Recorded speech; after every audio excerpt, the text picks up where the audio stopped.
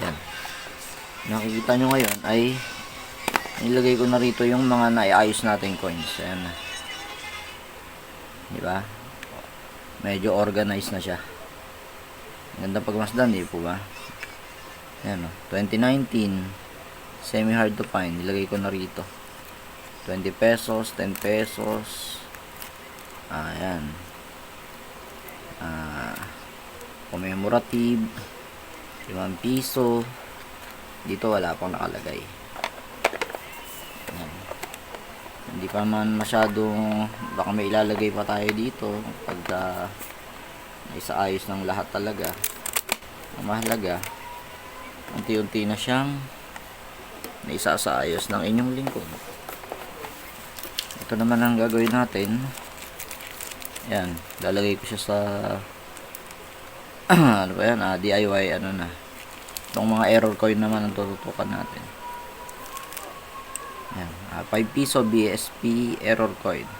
Die rotation. Nakuha ko to nung 17 June 2025 Tuesday. Ililipat na natin sa DIY. Yung iba hindi ko lalagyan pa ng petsa. Kaya nga iaayos na natin para kung sakaling may makukuha tayong pepetsahan na natin. Kumbaga.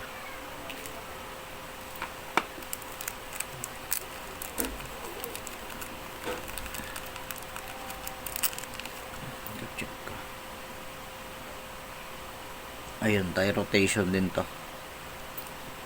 Tie rotation aircraft din. 2001.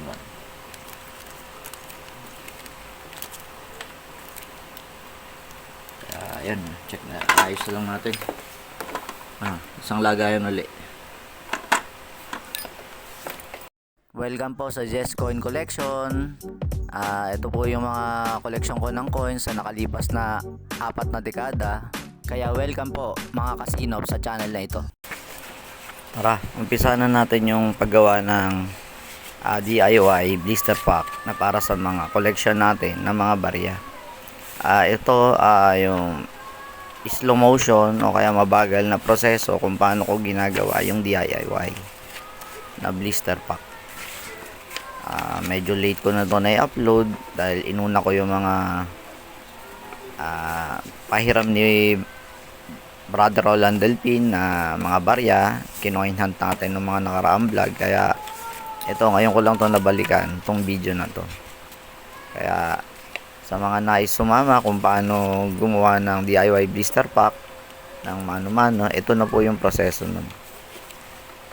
Kaya hindi siya kumbaga naka-skip. Slow moving, slow DIY na gawa ni Jess Coin Collection. At yun na nga, matapos nga natin itupin ng ganon, ikakat na natin ng gunting sa gitna para makuha na natin yung pinaka actual size nya.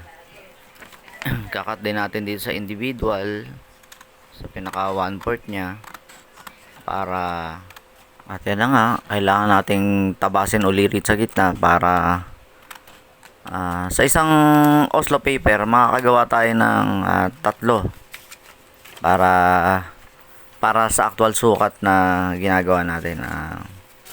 Panoorin nyo na lang kung paano ko ginagawa kasi sa totoo lang hindi naman ako dalubhasa sa paggawa ng blister pack na to.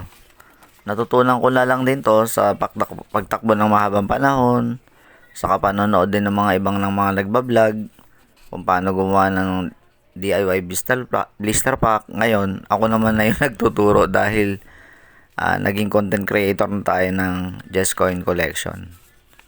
Ang totoo niyan, 'di ba, sa mga nakapollow sa akin sa Just Cab channel, doon dati yung coin collection natin. Kaya lang hiniwalay ko na sa ngayon kasi nga naguguluhan yung algorithm ng Just Cab channel dahil naka-random doon.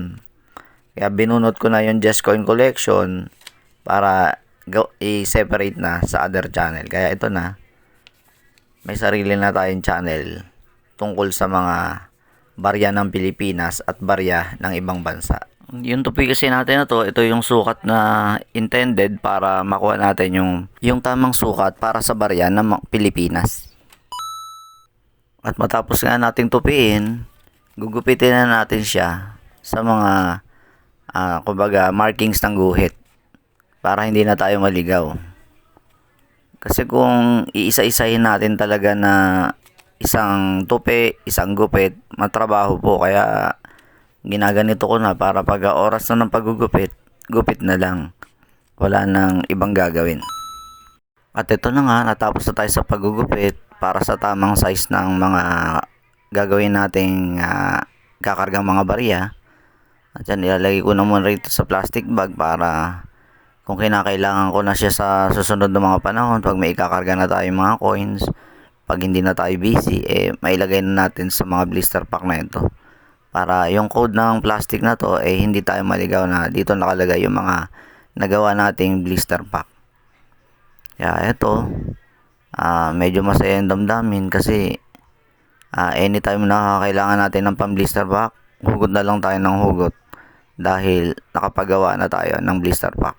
Sa mga oras na to, kailangan na nating kunin yung tamang sukat ng barya para hindi tayo maligaw. At yun nga, isa sa mga kailangan natin ay ballpen, pangguhit, gunting, at tawag ito, para ma-set up natin yung mga dapat i-set up. Yan, nung matapos ko ang guhitan ng sukat ng coins, kailangan natin tupiin sa gitna para maikat naman natin siya ng gunting para magkaroon siya ng space. Cut natin siya ng pa-cross para hindi tayo mahirapang ikat yung gilid ng circle. Kung maaari po, kung ano yung guhit, yun po yung tabas natin para sakto yung sukat ng coins na ilalagay natin. Kailangan mo kasi sakto para hindi masyadong gumagalaw yung barya na mailalagay natin sa loob pag na ilagay na natin sa plastic at nang ma-stapler na natin. Kasi kung masyadong maluwag, maaring gumalaw-galaw yung coins. Magulat kayo paglipas sa ibang panahon, nakapihit na yung coins. Mahirap na siyang ipihit pagka naka-stapler na po. Kaya kung maaari, saktuhan lang talaga yung guhit nyo para pag nailagay nyo yung mga coins, ayan, hindi siya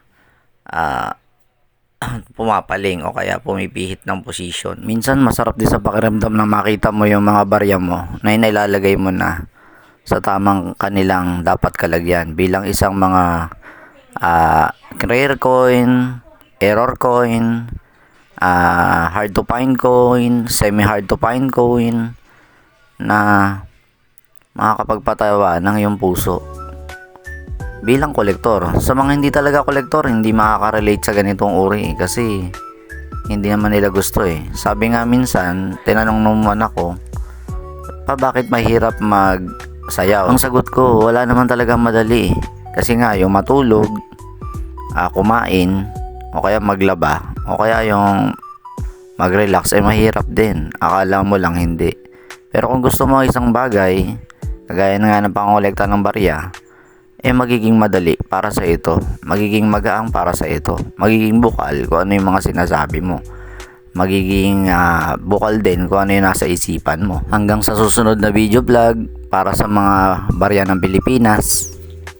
Like, subscribe, hit the bell